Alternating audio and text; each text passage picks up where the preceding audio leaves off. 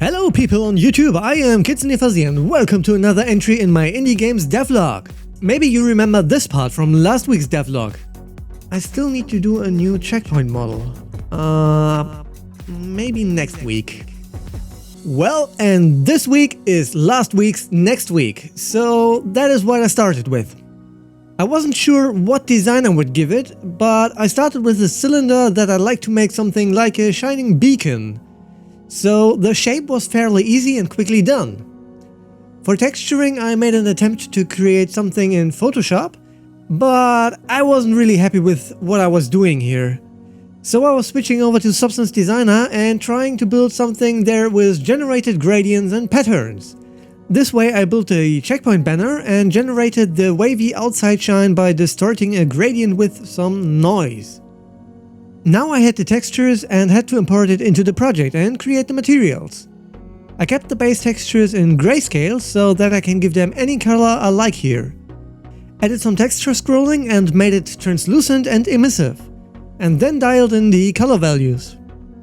It also needed some particle effects, so I set up some sparkles. For some reason I just love them. Well, and then make another particle effect for activating the checkpoint. For that I made it somewhat like a glitter cannon, and then added some sound effects into the mix. Now let's have a look at it from a distance to see how it looks when you are in normal gameplay. And it's way too bright. So I toned it down a bit and I think it does the job. Maybe I get a better design idea at some point in the future, but I don't think it's that bad. Then there was another thing I mentioned last week. I'm really not happy about what I'm going to do here. So I tried to push the timeline from Blueprint into the C++ code for the base class. The problem that I was having was that I can't put the timeline into the enemy base class Blueprint and then derive a class from that. I can only derive from other C++ classes. To sum that up, I spent hours breaking my head over some code so that I don't have to spend maybe 15 minutes combined in the future copy and pasting a handful of nodes between enemy blueprints. Thinking about it, that seemed fairly unnecessary. But now it's done and there is no reason to go back.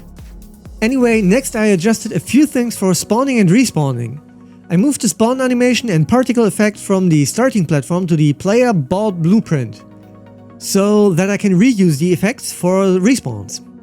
And then I added directional arrows to checkpoints and the spawn platform, and used their direction to force a camera look rotation on spawn and respawn. This way a player should immediately see where to go and not face a wall or cliff when respawning. That was just something I was noticing while playtesting, that a bad camera rotation after respawning was just disorienting.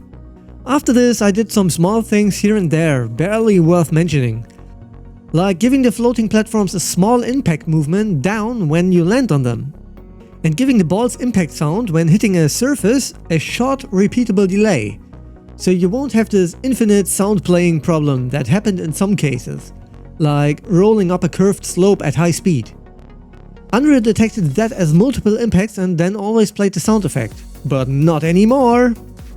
Finally for this week I added camera shake to the game. This one is quick and easy. Created some shake assets, dial in the values like strength, frequency and duration, and then apply them where needed.